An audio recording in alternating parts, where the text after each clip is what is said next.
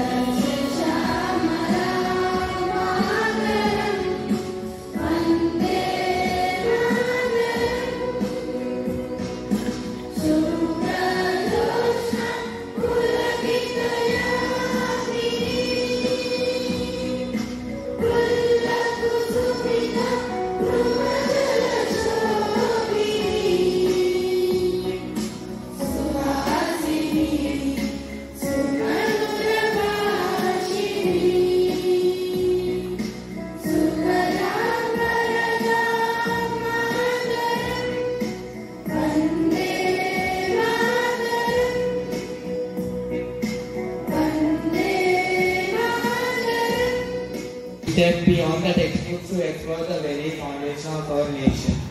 The Constitution of India. Every successful society, be it a school or a country, needs a set of fundamental rules. This set of rules for a nation is called the Constitution. The Constitution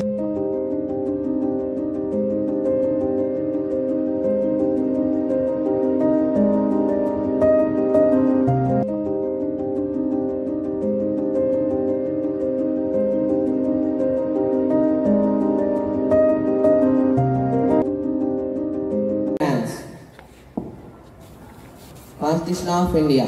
We, the people of India, having solemnly resolved to constitute India into a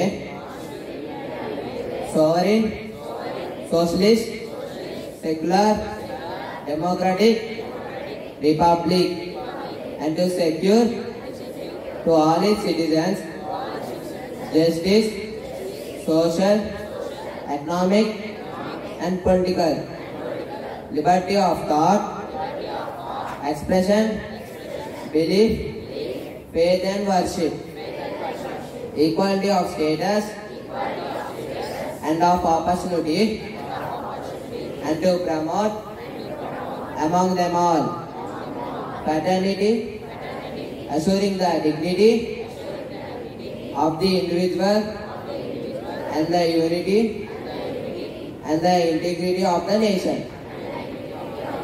In our Constituent Assembly, this 26th day of November 1949, do hereby adopt, enact and give to ourselves this Constitution. Thank you. So, as today the celebrations happening on the occasion of Constitution Day, I wish you all to know the rules and regulations of the country that are there in the Constitution. In general, we the South Indians are not updating the knowledge in general what is happening around the world, and also you are confining it to your academics. I wish you also know have the knowledge throughout your life, whatever you are picking up from your academics. So I wish by next year we will be having a better celebrations on this Constitution Day with much more competitions and activities. Thank you. I request correspondent sir to speak.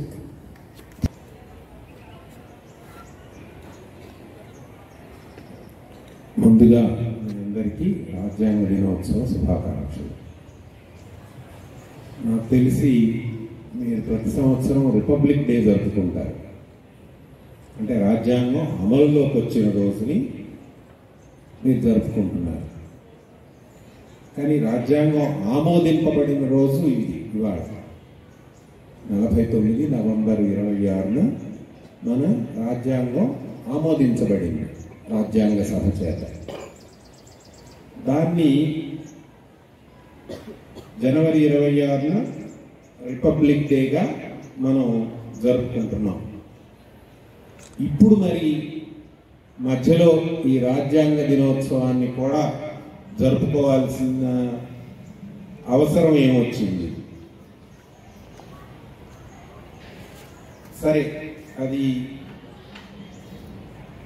ప్రజలందరూ జరుపుకోవాల్సిన అవసరం ఇవాళ ఎందుకు వచ్చింది అంటే రాజ్యాంగం యొక్క స్ఫూర్తి దెబ్బతింటుందేమో అని చాలా మందికి అనిపిస్తున్నది ఇవాళ దేశంలో.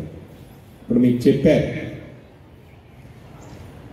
మనం ఒక సార్వభౌమాధికారాన్ని కలిగి ఉన్నాం, సెక్యులర్ దేశం, సోషలిస్ట్ దేశం, సౌభ్రాతృత్వం ఉన్న దేశం. ఇట్లా సెక్యులర్ దేశం అనేటువంటిది ముందుగా మీరు అర్థం చేసుకోండి. మనది అన్ని మతాల్ని సమానంగా చూడటం అనే భావనలో సెక్యులర్ దేశంగా చెప్పుకుంటున్నాం. కానీ నిజంగా సెక్యులర్ అనే దానికి అర్థం ఏంటంటే మతాతీత రాజ్యం. రాజ్యానికి మతానికి సంబంధం ఉండకూడదు. కానీ మనం ఏంటంటే సర్వమత సౌభ్రాతృత్వం అనే పేరుతో అన్ని మతాల్ని కూడా రాజ్యం పోషిస్తుంది. ఇప్పుడు అది కొంచెం తేడా వచ్చింది. ఒక మతాన్ని ఎక్కువ పోషించేటువంటి దానికి మొగ్గు చూపుతున్నదేమో అని అనేక మంది భయపడుతున్నారు. దానిలో భాగంగానే అనేక మతాల మధ్య మత ఘర్షణలు జరుగుతున్నాయని కూడా మాట్లాడుకుంటున్నారు. కాబట్టి ఇవాళ ఎప్పటికంటే కూడా రాజ్యాంగంలోని సెక్యులర్ భావనని సరిగ్గా అర్థం చేసుకొని నిలబెట్టుకోవాల్సినటువంటి అవసరం ఉంది. అట్లాగే మనకి అనేకమైనటువంటి హక్కులు ఉన్నాయి, చెప్పారు. దానిలో ఓటు హక్కు, సార్వజనీన ఓటు హక్కు, 18 ఏళ్ళు దాటితే అందరం ఓటు వేయచ్చు. కానీ ఈ హక్కుని వినియోగించుకోవటంలో చాలా తప్పు జరిగిపోతుంది. అంటే ఆ హక్కుని ఒకటి అందరూ వినియోగించుకోవటం లేదు. నగరాల్లో అయితే 50% కూడా ఉండటం లేదు వినియోగించుకునే వాళ్ళ సంఖ్య. పల్లెల్లో వెనుకబడిన ప్రాంతాల్లో కొంచెం ఎక్కువ ఉండొచ్చు, అది 60% నుంచి 70% వరకు ఉండొచ్చు. కానీ ఈ 90%, 95% ఎందుకు వినియోగించుకోలేకపోతున్నారు అనేటువంటిది ఇంకొక విషయం. అట్లాగే ఈ ఓటు హక్కు కల్పించడం అనేది ప్రభుత్వాల బాధ్యత. ప్రతి పౌరుడికి ఓటు ఉండేట్టు చూడటం అనేటువంటిది ప్రభుత్వం చేయవలసినటువంటి పని.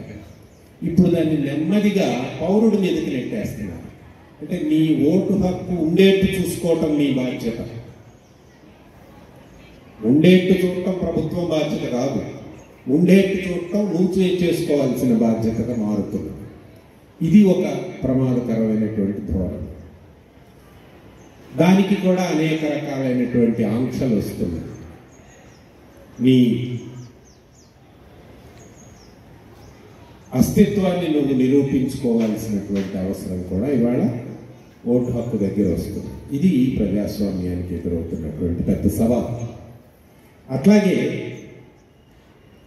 అన్నిటికంటే ముఖ్యమైన విషయం ఏమిటి అంటే మనది ఈ ఎన్నికల వ్యవస్థ ఏదైతే ఉందో, ఈ ఎన్నికల వ్యవస్థలో ఇప్పటి వరకు ఎవరికి ఎక్కువ ఓట్లు వస్తే వాళ్ళు గెలిచే పద్ధతి. అంటే ఒక 100 ఓట్లలో 70 ఓట్లు పడితే ఈ 70 ఓట్లలో 35, 36 వచ్చిన వాడు గెలిచిపోతాడు. ఎక్కువ మంది ఉంటే కనుక 20 ఓట్లు వచ్చిన వాడు కూడా గెలవచ్చు. అంటే దేశంలో ఒక 30% ప్రజల ఓటు నెగ్గిపోతున్నది. మిగతా వాళ్ళ ఓట్లకి విలువ లేకుండా పోతుంది. ప్రజల అభిప్రాయం కూడా ఎలా తయారైందంటే, వాడికి ఓటు వేస్తే మురిగిపోద్దిగా, లేకపోతే వాడికి ఓటు వేస్తే గెలవడుగా, అందుకని గెలిచేవాడికే ఓటు వేయటం అనేటువంటిది కూడా ప్రబలంగా ఉంది. ఇవన్నీ కూడా ప్రజాస్వామ్యానికి మంచి విషయాలు కాదు. ప్రతి ఓటుకి విలువ ఉండాలి. ప్రతి ఓటుకి విలువ ఉండాలి అని అంటే అది అనేక దేశాల్లో ప్రపంచంలో అమలు జరుగుతున్నది. దామాషా ఎన్నికల పద్ధతి అంటారు. ప్రపోర్షనల్ రిప్రజెంటేషన్ అంటే మన దగ్గర తెలంగాణలో 150 స్థానాలు ఉన్నాయనుకున్నాం, లేక 100 స్థానాలు ఉన్నాయనుకున్నాం, తేలిగ్గా ఉంటాయి. ఈ 100 స్థానాలను పోలైన ఓట్లు ఒక 10 లక్షల ఓట్లు. ఈ 10 లక్షల ఓట్లలో ఒక పార్టీకి 2 లక్షల ఓట్లు వచ్చాయి. అంటే ఎంత? 20%. 20% సీట్లు వాళ్ళకి ఇచ్చేస్తారు. అంటే 100 సీట్లలో 20 సీట్లు ఆ పార్టీకి వస్తాయి. ఇంకొకళ్ళకి 16% వస్తాయి. 16 సీట్లు ఆ పార్టీకి వస్తాయి. ఇట్లా అయితే ఈ పద్ధతిలో ప్రభుత్వాలను ఏర్పాటు చేయటంలో ఇబ్బంది ఉంటుంది. ఒకే పార్టీకి మెజారిటీ రాకపోవచ్చు, అప్పుడు ఇబ్బంది అవుతుంది కదా. కానీ అనేక దేశాల్లో అట్లా 2-3 పార్టీలు కలిసి ప్రభుత్వాన్ని ఏర్పాటు చేయటం అనేది కూడా ఉంది. దానివల్ల కూడా ఉపయోగాలు ఉన్నాయి, నష్టాలు ఉన్నాయి.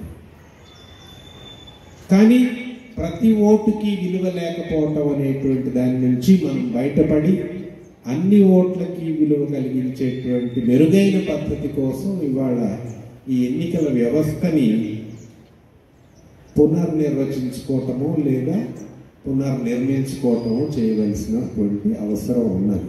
అంటే ఎలక్టోరల్ రిఫార్మ్స్ ఈ దేశంలో తక్షణావశ్యకతగా తయారైనాయి. ఇది మీరందరూ గ్రహించాల్సినటువంటి విషయం. దీని మీద ముందు ప్రజలు పెద్ద పోరాటాలు కూడా చేయాల్సి రావచ్చు. వాటిల్లో మీరందరూ కూడా భాగస్వామ్యం కావాల్సి ఉండొచ్చు. కాబట్టి ఈ ఎన్నికల వ్యవస్థని అర్థం చేసుకోవటాన్ని, దీన్ని మరింత మెరుగైన పద్ధతిలోకి మార్చుకోవటానికి మీరందరూ కూడా ఆలోచించవలసిన తరుణం ఇది. ఇక చివరిగా ఏంటంటే మనకి స్వతంత్రమైనటువంటి వ్యవస్థలు కొన్ని ఉన్నాయి. ముఖ్యంగా న్యాయ వ్యవస్థ. ఇవాళ న్యాయ వ్యవస్థ కూడా అధికార వ్యవస్థకి అనుకూలంగా తయారైపోతున్నది. న్యాయం కొనుగోలు వ్యవహారంగా మారింది అనేది చాలా కాలం క్రితమే ప్రజలు భావించడం మొదలుపెట్టారు. ఎందుకు అంటే న్యాయ సహాయం ఖరీదుగా మారింది. అట్లాగే న్యాయ వ్యవస్థల్ని చేరుకోవటానికి కష్టమైపోతున్నది. అట్లాగే ఇప్పుడు కొత్తగా న్యాయ వ్యవస్థ కూడా పూర్తిగా అధికార యంత్రాంగం చెప్పు చేతల్లోకి వెళ్ళిపోతున్నది అనేటువంటిది ఒక పెద్ద దుమారం దేశంలో చర్చ నడుస్తుంది. కాబట్టి ఈ రాజ్యాంగ దినోత్సవం అనేటువంటిది జరుపుకోవాల్సినటువంటి అవసరం, వీటిలన్నింటి గురించి తెలుసుకోవాల్సిన అవసరం, వీటిని మళ్ళీ మార్చుకోవాల్సినటువంటి అవసరం ఇంకా మంచిగా. ఎందుకంటే ఒక 75 సంవత్సరాల క్రితం రాసుకున్నటువంటి రాజ్యాంగం ఇప్పటికే అనేకసార్లు మార్చుకున్నాం అనేక విషయాలు. కానీ ఇంకా సరి చేసుకోవాల్సినటువంటి అంశాలు అందులో చాలా ఉన్నాయి.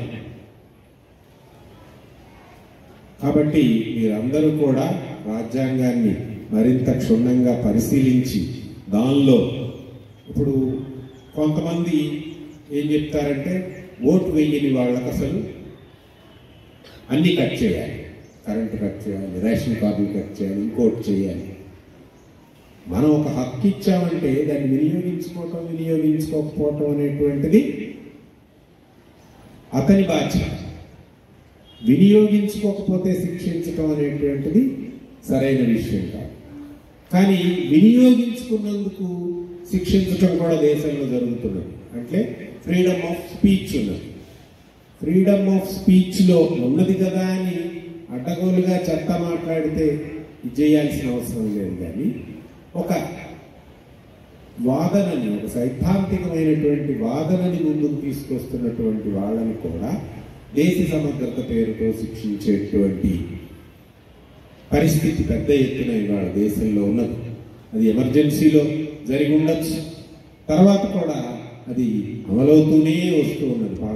పాలకులు తమకు వ్యతిరేకంగా మాట్లాడినప్పుడల్లా అనేక మంది నాయకుల్ని కానీ, సిద్ధాంతవేత్తల్ని కానీ, డెమోక్రాట్స్ని కానీ, బాగా చదువుకున్న వాళ్ళని కూడా శిక్షించి జైళ్లల్లో మగ్గిపోయేట్టు చేస్తున్నటువంటి పరిస్థితి ఇవాళ దేశంలో ఉంది.